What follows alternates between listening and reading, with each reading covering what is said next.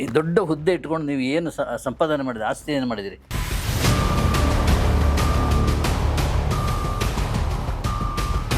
ನನ್ನ ಅವಧಿಯಲ್ಲಿ ಎಲ್ಲ ಸಿನಿಮಾ ದೊಡ್ಡ ನಟರು ಪುನೀತ್ ಆಗಲಿ, ರಾಜ್ಕುಮಾರ್ ಆಗಲಿ, ಉಪೇಂದ್ರ ಆಗಲಿ, ಕಮರ್ಷಿಯಲ್ ಇದ್ರೂ ಕೂಡ ಉಪೇಂದ್ರ ಫ್ರೀಯಾಗಿ ಮಾಡಿದೆ. ಅದು ಸ್ನೇಹದಿಂದ ಮಾಡಿದ್ದಾರೆ. ಇವತ್ತು ಒಂದು ಕೋಟಿಗೂ ಹೆಚ್ಚು ಹಾಲ್ ಬರ್ತಾ ಇದೆ. ನನಗೆ ಯಾವುದೇ ಬೆಂಬಲ ಸಿಕ್ಕಿಲ್ಲ ಬೇರೆ ಥರ. ನಾನು ಬಂದಾಗ ರೇವಣ್ಣ ನನಗಿರಲಿಲ್ಲ. ರೇವಣ್ಣ ನನಗೆ ಆ್ಯಕ್ಚುಲಿ ವಿರೋಧಿ ಆಗ್ಬಿಟ್ಟು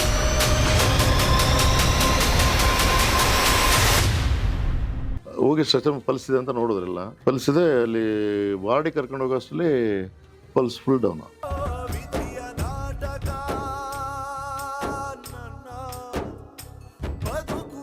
ತುಂಬ ಮಿಸ್ ಮಾಡ್ಕೊಳ್ತಾ ಇಲ್ವಾ? ಅಯ್ಯಯ್ಯೋ,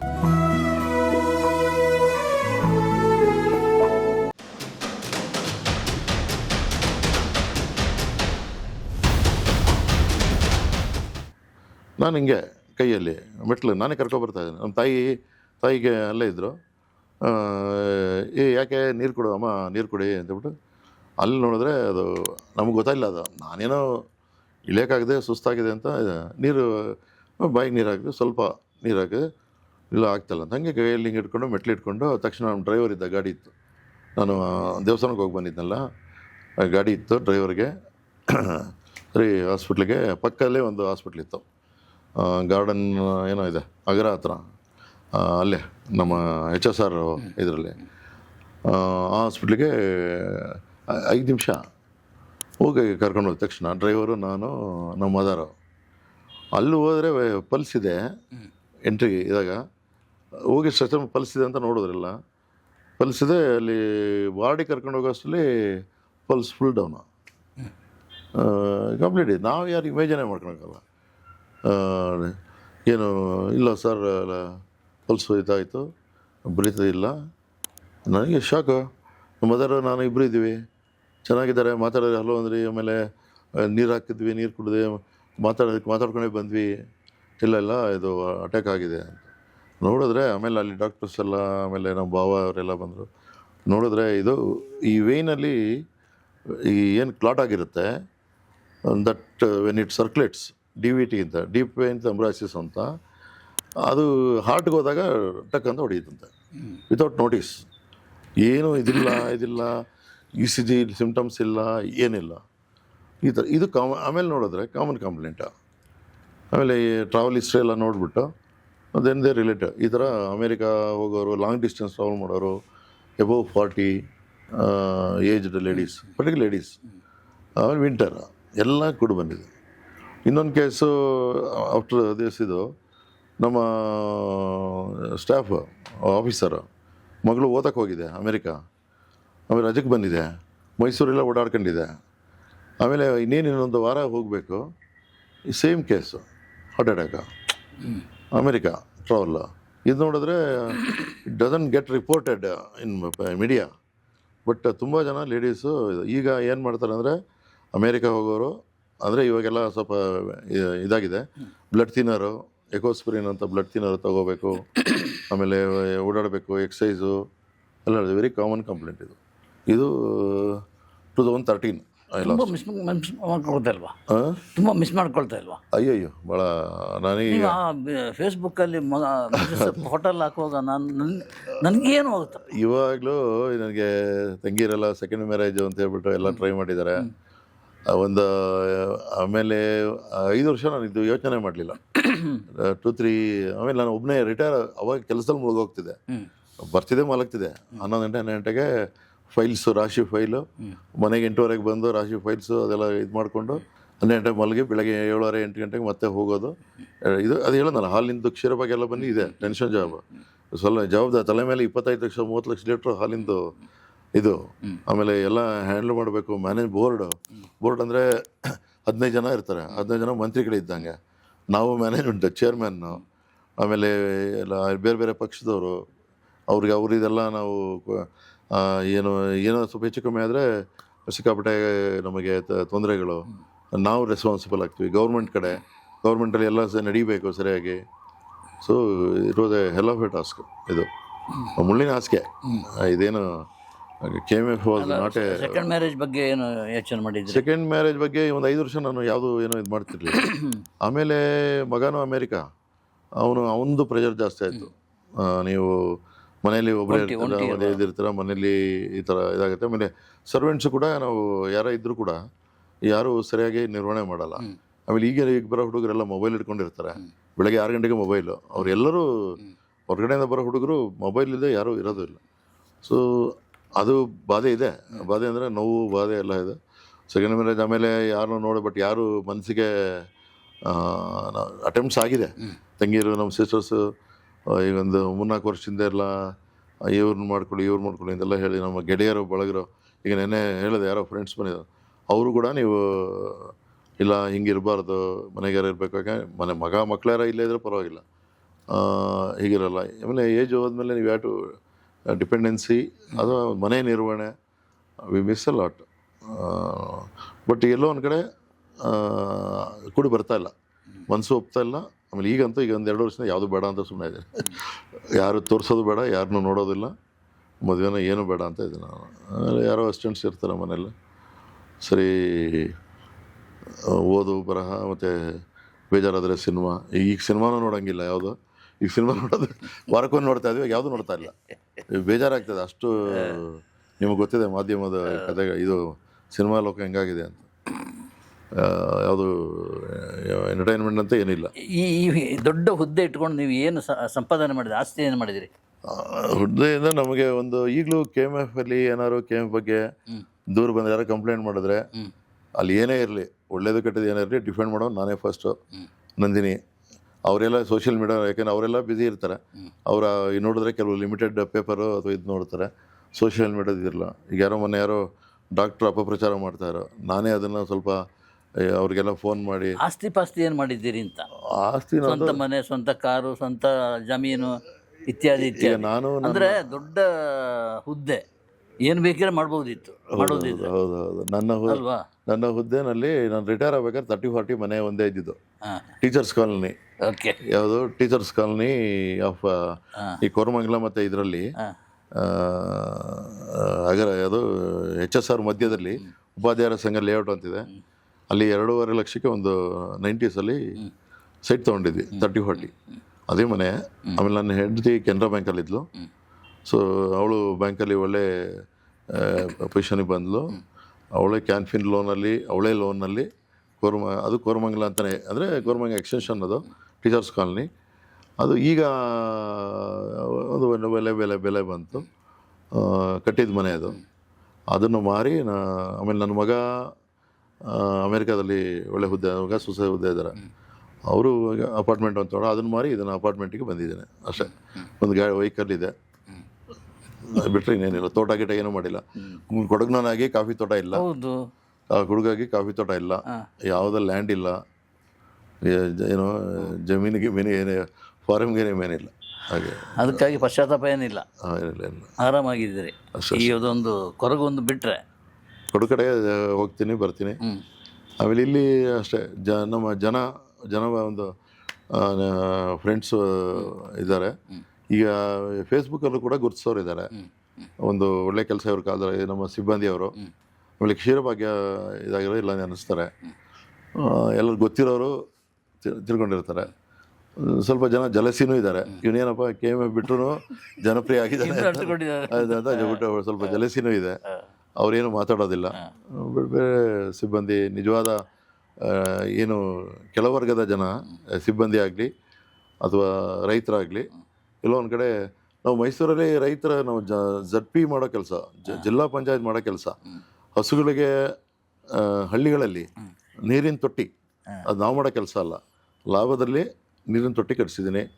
ನನ್ನ ಅವಧಿಯಲ್ಲಿ ಎಲ್ಲ ಸಿನಿಮಾ ದೊಡ್ಡ ನಟರು, ಪುನೀತ್ ಆಗಲಿ, ರಾಜ್ಕುಮಾರ್ ಆಗಲಿ, ಉಪೇಂದ್ರ ಆಗಲಿ, ಕಮರ್ಷಿಯಲ್ ಇದ್ದರೂ ಕೂಡ ಉಪೇಂದ್ರ ಫ್ರೀಯಾಗಿ ಮಾಡಿದ್ದಾರೆ. ಅದು ಸ್ನೇಹದಿಂದ ಮಾಡಿದ್ದಾರೆ.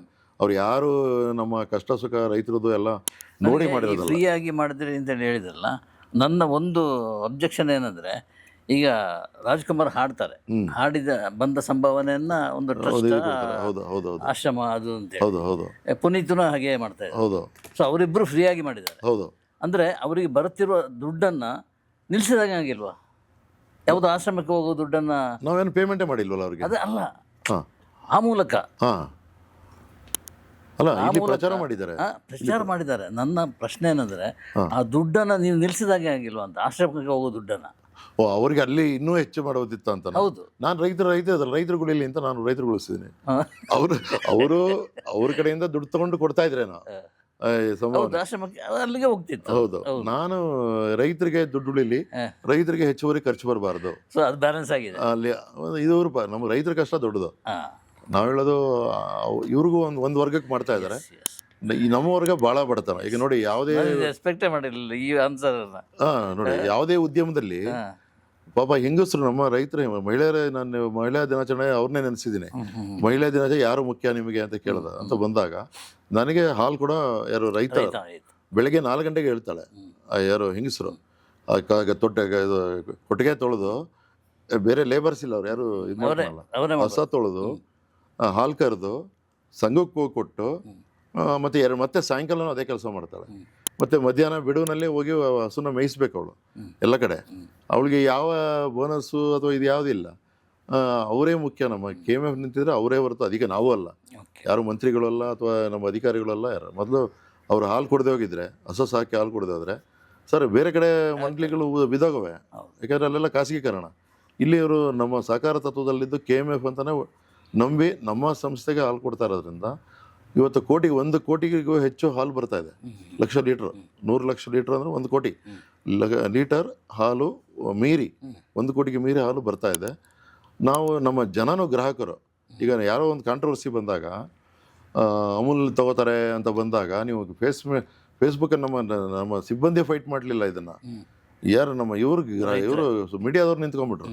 ವೈರಲ್ ಎಷ್ಟಾಯಿತು ಅಂದರೆ, ಎಲ್ಲರೂ ಇದು ನಂದಿನಿ ಇದಾಗಬಾರ್ದು, ಅಮೂಲ್ಗೆ ಹೋಗಬಾರ್ದು ಅಂತ ಗ್ರಾಹಕರು ಹಂಗೆ ಇದ್ದಾರೆ. ಸಂಘಟನೆ ಥರ ಧ್ವನಿ ಎತ್ತಿದ್ರು.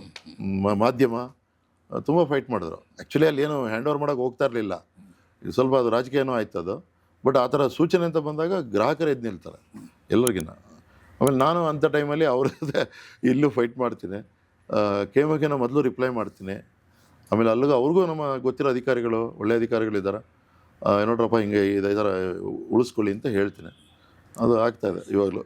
ನೀವು ಏನೇ ಮಾತಾಡಿದ್ರು ಕೂಡ ಮಾಧ್ಯಮದವರು ಮತ್ತೆ ಬಂದು ನಿಲ್ಲೋದು ಅಲ್ಲ, ಮಾಧ್ಯಮದವರು ಇದನ್ನು ರೆಕಾರ್ಡ್ ಮಾಡಿ ನನಗೆ, ನನಗೆ ಕಷ್ಟ ಬಂದರು, ನಾನೇನಾದ್ರು ನೀವು ಹೇಳ್ತಾ ಇರ್ತೀರ ಏನೋ ಬರೆಯಿದ್ರೆ, ನಮ್ಮದು ಬೆಂಕಿಯಲ್ಲಿ ಅರಳಿದ ಹೂವು ನಮ್ಮ ಕತೆ ಹಂಗಿದೆ. ಬೆಂಕಿಯಲ್ಲಿ ಅರಳಿ ಬೆಂದವ್ರೆ, ಹೂವಿನ ಹಾಸಿಗೆ ಅಂತೂ ಅಲ್ಲ KMF ನನಗಂತೂ. ಯಾಕೆಂದರೆ ಅದನ್ನು ಸಣ್ಣದ್ರಿಂದನೂ ಬೆಳೆಸ್ದವನು ಒಂಥರ ಈ ಥರ ಭಾವನಾತ್ಮಕವಾಗಿ. ನನಗೆ ಯಾವುದೇ ಬೆಂಬಲ ಸಿಕ್ಕಿಲ್ಲ ಬೇರೆ ಥರ. ಈಗ ಒಬ್ಬರಿಗೆ ರೇವಣ್ಣ ಇದ್ದರೆ ಎಲ್ಲ ಅಧಿಕಾರಿಗಳು ಕೆಲಸ ಮಾಡ್ಕೊಂಡ್ಬಿಡ್ತಾರೆ. ಅವರು ರೇವಣ್ಣ ಒಂದು ವಿಚಾರ, KMFಲ್ಲಿ ಎಲ್ಲ ಅಧಿಕಾರಿ MD ಇದ್ದವರು ಆರಾಮಾಗಿರೋದು ಅಷ್ಟೇ. ಎಲ್ಲ ಫೈಲ್ ತೊಗೊಂಡೋಗಿ ಕಚೇರಿ ಹೋಗಿ ಅಲ್ಲಿ ಅಥವಾ CM ಹತ್ರ ಹೋಗಿ ಸೈನ್ ಮಾಡಿಸ್ಕೊಂಡು ಬರ್ತಾರೆ. ನಾನು ಬಂದಾಗ ರೇವಣ್ಣ ನನಗಿರಲಿಲ್ಲ. ರೇವಣ್ಣ ನನಗೆ ಆ್ಯಕ್ಚುಲಿ ವಿರೋಧಿ ಆಗಿಬಿಟ್ರು. ಅಂದರೆ ಪಾರ್ಟಿ ಹೋಗಿದ್ರು, ನಾನು ಪರ್ಸ್ನಲ್ ಆಗಿ ವಿರೋಧಿ ಆಗಿಲ್ಲ. ನನಗೆ ಅವರು ಇವತ್ತು ಕರೆದು ನನ್ನ ಬಿಟ್ಟಾಗ ಸಪೋರ್ಟ್ ಮಾಡ್ತಾರೆ. ಆದರೆ ಪಾರ್ಟಿ ದೃಷ್ಟಿಯಿಂದ ಅವರು ನನ್ನ ಸಂಸ್ಥೆನ ಅಥವಾ ಮುಖ್ಯಸ್ಥರನ್ನ ವಿರೋಧ ಮಾಡಬೇಕಾಗಿತ್ತು. ಬಟ್ ಅವ್ರಿಗೆ ಗೊತ್ತಿತ್ತು ಪ್ರೇಮ್ನಾಥ್ ಇದರಲ್ಲಿ ಯಾವುದೇ ಇದಿಲ್ಲ, ಅವನು ಇದನ್ನು ಚೆನ್ನಾಗಿ ನಿರ್ವಹಿಸ್ತಾನೆ ಅಂತ. ಹಾಗಾಗಿ ಸನ್ಮಾನ ಮಾಡಿಸ್ಕೊಂಡೇ ಬಂದೆ ನಾನು ಹೊರಗಡೆ. ಬಟ್ ಅಲ್ಲಿ ರೇವಣ್ಣ ಅವರು ಇಲ್ದಾದಾಗ ನನಗೇನಾಗುತ್ತೆ ಅಂದರೆ, ಸೋಮಶೇಖರ್ ರೆಡ್ಡಿ ಬಂದಾಗ ಪಾಪ ಇಲ್ಲಿ ಕಾಂಗ್ರೆಸ್ ಗೌರ್ಮೆಂಟ್ ಇರುತ್ತೆ. ಅವರು ರೇವಣ್ಣ ಥರ ಯಾವುದೇ ಕೆಲಸ ಇಲ್ಲಿ ಅವ್ರಿಗೆ BJP ಇದ್ದರೆ ಮಾಡಿರೋರು, BJP ಟರ್ನಲ್ಲಿ ಮಾಡಿದ್ರು ಎಲ್ಲ ಇದು. ಈ ಕಾಂಗ್ರೆಸ್ ಬಂದಾಗ ಅವರೆಲ್ಲೂ ಹೋಗೋಕ್ಕಾಗ್ತಿರಲಿಲ್ಲ, ನಾನು ಹೋಗಿ ಮಾಡಬೇಕಾಗಿ ಬಂತು. ಚೇರ್ಮನ್ ಮಾಡೋ ಕೆಲಸನ ನಾನು ಹೋಗಿ ಕಾಂಗ್ರೆಸ್ ಗೌರ್ಮೆಂಟ್ ಇದ್ದಾಗ ಮಾಡಬೇಕು, ಅದು ವ್ಯತಿರಿಕ್ತ ಸನ್ನಿವೇಶದಲ್ಲಿ. ಈ ಥರ ಆದಾಗ ನನಗೆ ಯಾವುದೇ ಬೆಂಬಲ ಸಿಗದೆ ಒಂದು ಹೋರಾಡಬೇಕಾಗಿ ಬಂತು. ಆಮೇಲೆ ಸಿಬ್ಬಂದಿ ಮತ್ತು ಎಲ್ಲ ಅನುಕೂಲಗಳು ನನಗೆ ಈ ಥರ ಆರ್ಥಿಕ ಇದೆ. ಈಗ ಆರ್ಥಿಕತೆ ಇಂಪ್ರೂವ್ ಮಾಡಿದೆ. ಈ ಕ್ಷೀರ ಬಗ್ಗೆ ಮಾಡಿದಾಗ KMFಗೆ ಒಂದು ಇನ್ಕಮ್ ಬರೋಂಗೆ ಮಾಡಿದೆ. ಅಂದರೆ ಅದು ಮಾರಾಟ ಮಾಡೋದ್ರಿಂದ ಒಂದು ಲೆವಿ ಅಂತ ಬರುತ್ತೆ, ಮತ್ತು ಸರ್ಪ್ಲಸ್ ಉಳಿತಾ ಇರಲಿಲ್ಲ. ಸೊ ಅದರಿಂದ KMF ಒಂದು ನಿಂತ್ಕೊಳಂಗಾಯಿತು. ಆ ಅನುಕೂಲ ನನಗಿರಲಿಲ್ಲ. ಈ ಅನುಕೂಲ ಎಲ್ಲ ನಾವು ಬಿತ್ತಿ ಮಾಡಿದಾಗ ಫಲನ ಈಗ ಇವರು ಅನುಭವಿಸ್ತಾ ಇದ್ದಾರೆ ಅಂತ ಲೆಕ್ಕದಲ್ಲಿ ಹೇಳ್ಬೋದು ಲೆಕ್ಕ. ಆಮೇಲೆ ಮಾರ್ಕೆಟಿಂಗು ನಿಮಗೆ ಗೊತ್ತಿದೆ, ಈಗೆಲ್ಲ ಅವರು ಹೊರಗಡೆ ಇದು ದುಡ್ಡು ಕೊಟ್ಟು ಮಾಡಿಸ್ಬೇಕು. ಈಗ ನೀವು ಬೇರೆ ಇದು ಬ್ರ್ಯಾಂಡ್ಸ್ ಎಲ್ಲ ನೋಡ್ತಾ ಇದ್ದೀರಾ, ಅಥವಾ ಇವರು ಕ್ರಿಕೆಟಿಂಗ್ ಇದಕ್ಕೆಲ್ಲ ಸ್ಪಾನ್ಸರ್ ದುಡ್ಡು ಕೊಟ್ಟು ಮಾಡಬೇಕಾ, ಯಾರು ಮಾಡಲ್ಲ. ನಾನು ನಮ್ಮ ಇದು ಗೊತ್ತಿರೋರನ್ನ ಪುನೀತ್ ಆಗಲಿರೋ ಒಂದು ದೊಡ್ಡ ರೀತಿಯಲ್ಲಿ ಉಚಿತವಾಗಿ ಮಾಡಿಸಿದ್ದೀನಿ. ಆ ಥರ KMFಗೂ ನಾನು ಉಳಿಸಿ ಮಾಡಿದ್ದೀನಿ. ನನಗೇನು ಅನುಕೂಲ, ನನಗೆ ಪರ್ಸ್ನಲಿ ನನಗೇನು, ಬಟ್ ಒಳ್ಳೆ ಹೆಸರು, ಜನಗಳು, ರೈತರು ನೆನೆಸ್ಕೋತಾರೆ, ಗ್ರಾಹಕರು ನೆನೆಸ್ಕೋತಾರೆ, ದೇವ್ರದಿಂದ ಟಚ್ ವುಡ್ ಅಷ್ಟು ಕೀರ್ತಿ. ಆಮೇಲೆ ಕ್ಷೀರಭಾಗ್ಯ ಯಾರೂ ಮಾಡದೇ ಇರೋವಂಥ ಅಧಿಕಾರಿ ಮಾಡದೇ ಇರೋವಂಥ ಕಾರ್ಯವನ್ನು ನಾನು ಒಬ್ಬ ವ್ಯತಿರಿಕ್ತ ಸನ್ನಿವೇಶದಲ್ಲಿ ಮಾಡಬೇಕಾಗಿ ಬಂತು ಮಾಡಿ. ಅಂದರೆ ಎಲ್ಲ ವಿರೋಧ ಇದ್ದಾಗಲೂ ಒಂದು ಅನುಕೂಲಕರ ಫೇವರಬಲ್ ಸಿಚುವೇಶನ್ ಇರಲಿಲ್ಲ. ಈಗ ಪಾರ್ಟಿ ಬೇರೆ, ಇಲ್ಲಿ ಈ ಪಾರ್ಟಿ ಬೇರೆ, ಅಲ್ಲಿ ರೂಲಿಂಗ್ ಪಾರ್ಟಿ ಬೇರೆ. ನಮ್ಮ KMF ಬೋರ್ಡ್ ವಾಸ್ BJP. ಅಂಥ ಸನ್ನಿವೇಶದಲ್ಲಿ ಅವರು ದೊಡ್ಡ ಮನಸ್ಸು ಮಾಡಿ ಮಾಡಿದ್ರು. ಸಿದ್ದರಾಮಯ್ಯಗೂ ನಾನು ಈ ವಿಚಾರದಲ್ಲಿ ಅಭಿನಂದಿಸಬೇಕು, ಸರ್ಕಾರ ಅದಕ್ಕೆ. ಆಮೇಲೆ ರಂಗನಾಥ್ ಅವರು ಜೊತೆಗೆ ನಿಂತ್ಕೊಂಡ್ರು. ಆಮೇಲೆ ಸೋಮಶೇಖರ್ ರೆಡ್ಡಿನೂ ನನಗೆ ನೀನೇನು ಮಾಡ್ತೀಯ ಮಾಡು ಸರ್ಕಾರದಲ್ಲಿ, ಕಾಂಗ್ರೆಸ್ ಗೌರ್ಮೆಂಟ್ ಇದಾಗಲಿ ಅಂತ ಫ್ರೀ ಹ್ಯಾಂಡ್ ಕೊಟ್ಟರು. ಅವ್ರನ್ನೂ ನೆನೆಸ್ಕೋತೀನಿ. ಸೊ ಹೀಗಾಗಿ ಆಮೇಲೆ ಅಧಿಕಾರಿಗಳು ಸಪೋರ್ಟ್ ಮಾಡಿದ್ದಾರೆ, ರೈತರು ಸಪೋರ್ಟ್ ಮಾಡಿದ್ದಾರೆ. ಆಮೇಲೆ ರಾಜ್ಕುಮಾರ್ ಇವರೆಲ್ಲ ಈ ಥರ ನಿಂತು ಪರೋಕ್ಷವಾಗಿ ನಿಂತು ಒಂದು ಬೆಂಬಲಿಸಿದ್ದಾರೆ. ಹಾಗಾಗಿ ನಾನು ಬೆಂಕಿಲಿ ಬೆಂದರೂ ಕೂಡ ನನಗೆ ಇದು ಸಂಸ್ಥೆ ತೃಪ್ತಿ ಕೊಟ್ಟಿದೆ. ಕ್ಷೀರಭಾಗ್ಯ ಯೋಜನೆ ಮಾಡಿ ನಾನು ನನ್ನ ಮಕ್ಕಳಿಗೆ, ನನಗೆ ಅದು ಅನುಕೂಲ ಆಗುತ್ತೋ ಇಲ್ಲೋ ಗೊತ್ತಿಲ್ಲ, ನನ್ನ ಮಕ್ಕಳಿಗೆ ಒಂದು ದೇವರ ಆಶೀರ್ವಾದ, 1 ಕೋಟಿ ಮಕ್ಕಳು ತಾಯಿಯಂದರು ಹರಿಸ್ತಾರೆ, ಯಾರೋ ಮಾಡಿದವನು ಒಳ್ಳೆಯದಾಗಲಿ ಅಂತ. ಅದು ನನಗೆ ಸಾರ್ಥಕ ಅಂತ ನಾನು ನಿವೃತ್ತಿ ಆಗಿದ್ದೀನಿ ಅಷ್ಟೇ.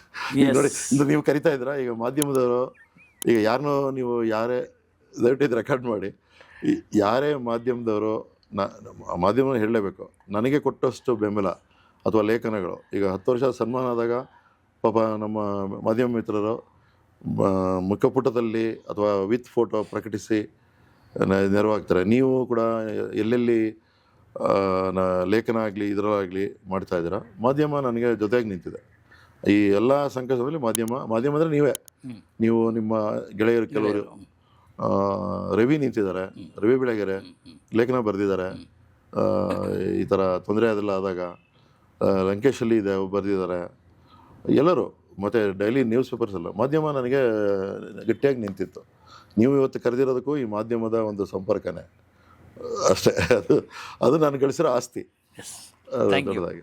Thank you Premjay. Thank you sir. ಈ ಮಾಧ್ಯಮ ಬಿಯಾಂಡ್ ಲಿಮಿಟ್ಸ್ ನೋಡಿದ್ದೀನಿ. ಈ ಮಾಧ್ಯಮನೂ ಕೂಡ ಬಿಯಾಂಡ್ ಲಿಮಿಟ್ಸ್ ಆಗಿ ಒಂದು ಸ್ಟ್ಯಾಂಡರ್ಡ್ ಆಗಿ ಯಾವುದೇ ಒಂದು ರೋಚಕತೆ ಅಂತ ಆ ಥರ ವ್ಯೂವರ್ಶಿಪ್ಗೋಸ್ಕರ ರೋಚಕತೆ ಅಂತ ಹೋಗಿಲ್ಲ. ಬಟ್ ವಿತ್ ಸಬ್ಸ್ಟೆನ್ಸ್ ಒಳ್ಳೆ ಇದು ಮಾಡ್ತಾಯಿದ್ದೀರ ತಂಡ. ನೀವು ಅದ್ರ ಹಿಂದಿನ ಶಕ್ತಿ, ನಿಮಗೂ ಅಭಿನಂದಿಸ್ತೇನೆ. Thank you. ಗೊತ್ತಾಯ್ತಲ್ಲ, ನೋಡಿದ್ರಲ್ಲ ನೀವು, ಹಾಲಿನಂಥ ಬಿಳುಪು, ಇದನ್ನೇ ಹಾಲಿನಂಥ ಬಿಳುಪು ವ್ಯಕ್ತಿತ್ವ ಇರುವಂಥ ಪ್ರೇಮ್ನಾಥ್ ಅಂತಲೇ ಹೇಳಿದ್ದು. ಸೊ ಅವರು ತುಂಬ ಹೃದಯದಿಂದ ಮಾತಾಡಿದ್ದಾರೆ, ಮನಸ್ಸಿಟ್ಟು ಮಾತಾಡಿದ್ದಾರೆ. ಬಹುಶಃ ಕೆಲವೊಂದು ಪಾಯಿಂಟ್ಸನ್ನು ಯಾವ ಪತ್ರಿಕೆಯಲ್ಲಾಗಲಿ, ಯಾವ ಮೀಡಿಯಾದಲ್ಲಾಗಲಿ, ಯಾವ ಚಾನಲ್ನಲ್ಲಾಗಲಿ ಮಾತಾಡಿಲ್ಲ ಅವರು. ಯಾವ ಸ್ನೇಹಿತರಂತೂ ಕೂಡ ಮಾತಾಡಲಿಲ್ಲ. ಇದೆಲ್ಲ ಮಾತಾಡುವಂಥ ಸ್ನೇಹಿತರು ಕೂಡ ಅವರಿಗಿಲ್ಲ. ಸೊ ಆದ್ದರಿಂದ ಅವರಿಗೊಂದು ಅಭಿನಂದನೆ ತಿಳಿಸ್ತಾ ನಾವು ಈ ಕಾರ್ಯಕ್ರಮವನ್ನು ಮುಗಿಸ್ತಾ ಇದ್ವಿ. Thank you.